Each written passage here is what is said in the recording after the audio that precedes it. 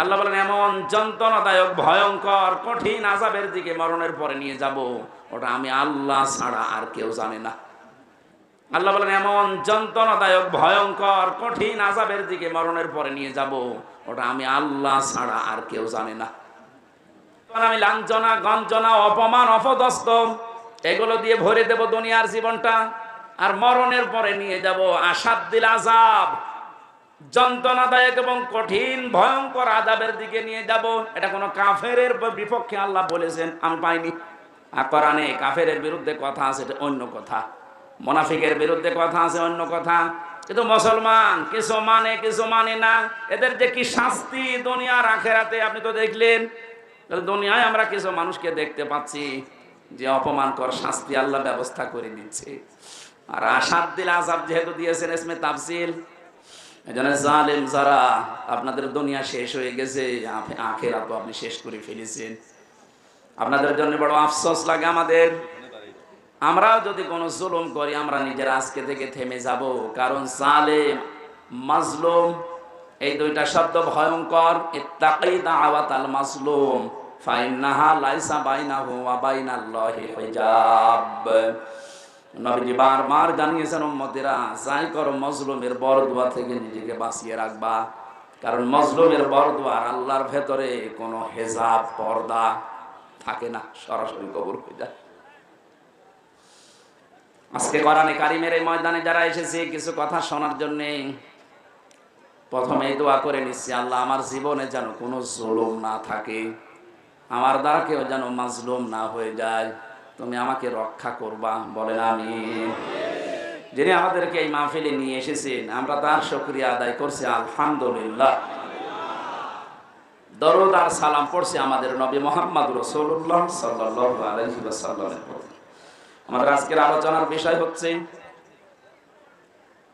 আল্লাহ নিজে আদেশ দিচ্ছেন, হে রাসূল, 6টা গুণ যারা অর্জন করবে দুনিয়ায়, আপনি তাদের জন্য আমার কাছে ইস্তেগফার করেন, ক্ষমা চান।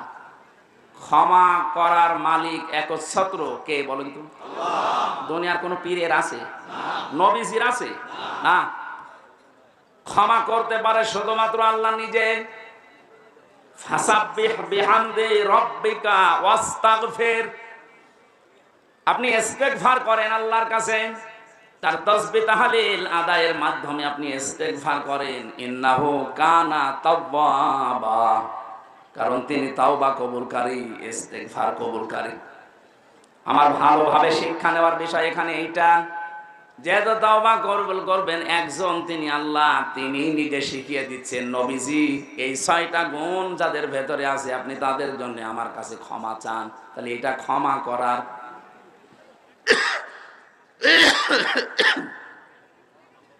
আয়াত থেকে বোঝা যাচ্ছে আল্লাহ এই 6টা গুণ বিশিষ্ট মানুষদেরকে ক্ষমা করবেন বলে জানিয়েছেন। আমাদের এখন বুদ্ধিমানের কাজ হবে এই 6টা গুণ দুনিয়া থেকে অর্জন করে তারপরে বিদায় নেওয়া। বরাবর না কেন? আসুন আমরা দেখি আমাদের ভেতরে এগুলো আছে কিনা। সূরা মুমতাহিনা 12 নম্বর একটা মাত্র আয়াত পড়েছি। মুমতাহিনা শব্দের শাব্দিক অর্থ হচ্ছে পরীক্ষিতা নারী। কি নারী? যারা পরীক্ষা দিয়ে উত্তীর্ণ হয়ে গেছে। এ পৃথিবীতে বহু নারীর জীবনী আমি পড়েছি, সর্বোত্তম জীবনী আমার কাছে 6 জনের মনে হয়েছে। এই মানুষগুলো পরীক্ষা দিয়ে উত্তীর্ণ হয়ে তারা জান্নাত অলরেডি আল্লাহ পেয়ে গেছে। তার ভেতরে 1 নম্বরে হযরতে আসিয়া। হযরতে আসিয়া আলাইহিস সালাম এত বেশি পরীক্ষা দিয়েছিলেন তার ঈমানের উপরে টিকে থাকতে গিয়ে। পৃথিবীর মানুষরা যদি হিসাব করে, হিসাব মিলানো সম্ভব না। শুধুমাত্র ঈমানের উপরে টিকে থাকতে গিয়ে হাতের ভেতরে তিনি পেরেক লাগিয়ে দিয়েছে তার নিজের স্বামী,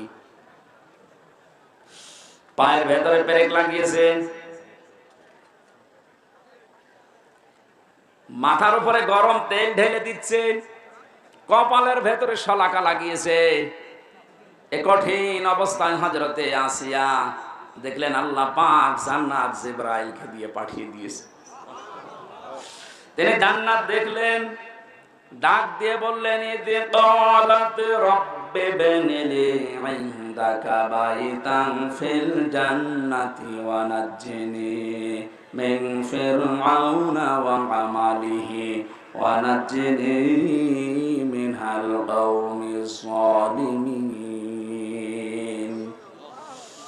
হযরতে আসিয়া ডাক দিয়েছেন, রব্বুল আলামিন তুমি আমার জন্য জান্নাতের ভেতরে একটা ঘর বানিয়েছো, এভাবে না তৈরি করি তুমি যেখানে আছো ওই জায়গায় একটা ঘর আমার জন্য বানিয়ে দাও, যেন সব সময় তোমারে আমি দেখতে পারি।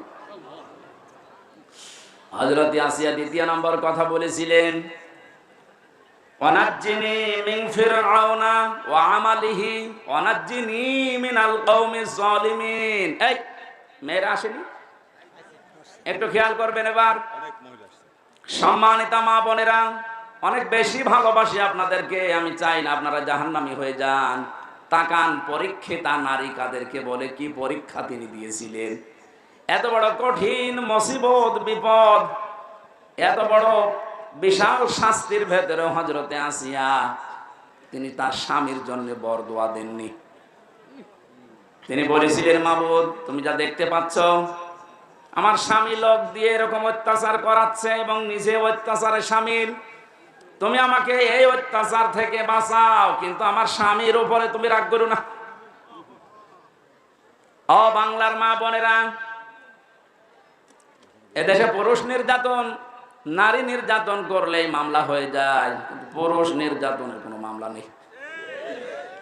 আমি জেলখানায় 3টা বছর থেকে অনেক কিছু দেখেছি। ওর এখানে 100 ভাগের প্রায় 60 ভাগ লোক শুধু এই দাম্পত্য কলহ নিয়ে জেল খাটতেছে।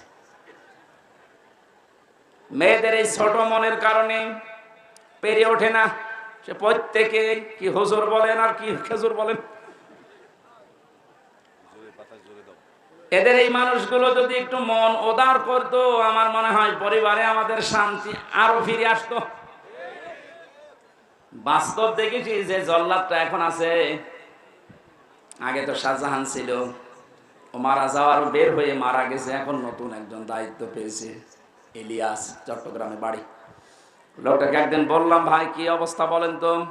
আমার বলছে, হুজুর আমার এখন 35 বছর বয়সে আমি জেলখানায় এসেছি, এর 17 বছর ছিলাম আমি সৌদি আরবে, আর আমার এখন ফাঁসির আসামি আমি। আমার যদি এখন যাবজ্জীবন হয়ে জেল খাটা লাগে, কমপক্ষে 22 বছর জেলে থাকা লাগবে।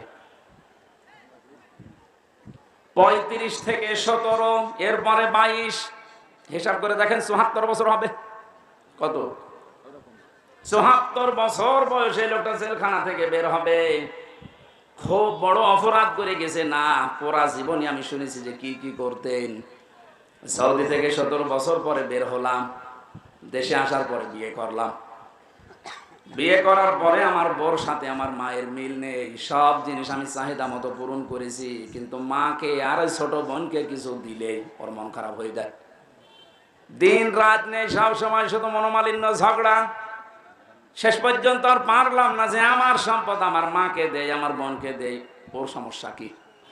সংশোধন করার জন্য একটা থাপ্পড় দিয়েছিলাম, ও ছাতা গেছে মুড়ি, একটু জোরে, লাগবে না বস।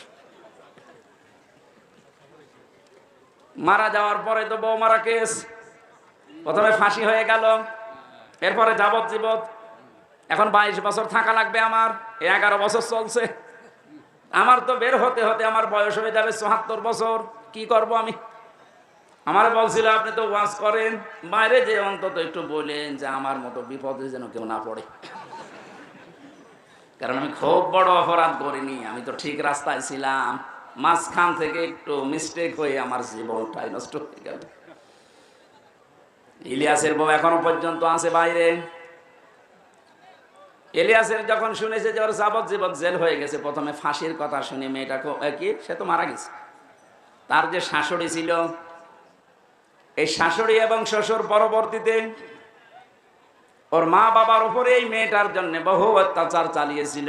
ভেতরে যেহেতু যোগাযোগ বিচ্ছিন্ন ছিল, কষ্টের কথাগুলো যখন এসে এসে আমার কাছে বলতো, আমি নিজেই কেঁদে ফেলতাম যে এই লোকটা তো সেরকম মেজর অপরাধ না, আর তো মারার জন্য মারে নাই, শুধু সংশোধনের জন্য একটা থাপ্পড় দিয়েছিল, ছাতা মরে গেছে। এর স্ত্রীর যদি মনটা উদার হতো, মন যদি বড় হতো, নবীজির হাদিস যদি এই মেয়েটা মানতো, বিশ্ব নবী জানিয়েছেন পৃথিবীর মেয়েরা তোমরা যদি মনে করো যে আমার স্বামীর হায়াত বেড়ে যাক, আরো বেশি দিন বেশি থাক, আমার স্বামীর সম্পদ সম্মান আরো বেড়ে যাক, তাহলে স্বামীকে মাঝে মাঝে বলবা তার রক্তের সম্পর্ক যেগুলো এগুলো যেন অটুট রাখে, ঠিক রাখে। পৃথিবীর মানুষের সবচেয়ে বেশি রক্তের সম্পর্ক তার মায়ের সাথে। এক কথা বলে কেন? এই জন্য পুত্রবধূ যারা বসে আছেন, আমার যতটুকু বাস্তবতার জ্ঞান আছে আমি দেখেছি এই দেশে আমরা যারা জামাই আছি, এটা মনে হয় রেকর্ড হয়ে কালকে আমার ম্যাডাম শুনবে, শুনুক, কপালে যা আছে হবে।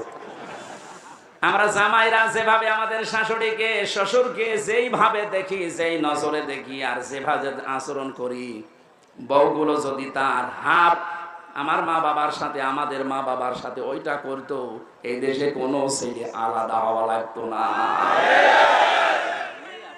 একটু বেশি বলে ফেললাম না? ঠিক মানে 100 ভাগ ঠিক।